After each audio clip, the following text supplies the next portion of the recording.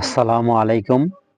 আমার প্রিয় বন্ধুরা, আপনারা জানেন ইরানের সাথে আমেরিকার যে শান্তি চুক্তি হওয়ার কথা ছিল, সেই যুদ্ধবিরতি কিন্তু হয়নি আজকে।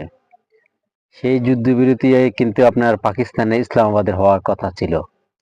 কিন্তু পাকিস্তানের ইসলামাবাদে আজকে আপনার ইরানের আহ, মন্ত্রী আব্বাস আরাকচি গেছেন ওইখানে।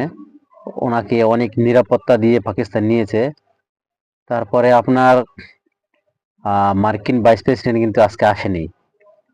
উনি যদি আজকে রওনা দেন তাহলে আগামীকালকে সকালে মিটিং হওয়ার সম্ভাবনা আছে। তবে আপনাদের এদিকে কিন্তু ইসরায়েলের হামলা অব্যাহত আছে লেবাননে।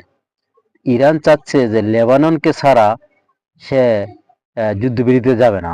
আগে ইরান বলছে আগে আপনার লেবাননের যুদ্ধ বন্ধ করতে হবে ইসরায়েলকে, ইয়েমেনের যুদ্ধ বন্ধ করতে হবে, তারপরে আপনার ইরান আপনার যুদ্ধবিরতিতে যাবে। যদি আমাদের চ্যানেলটিকে ভালো লাগে তাহলে সাবস্ক্রাইব করে রাখতে পারেন।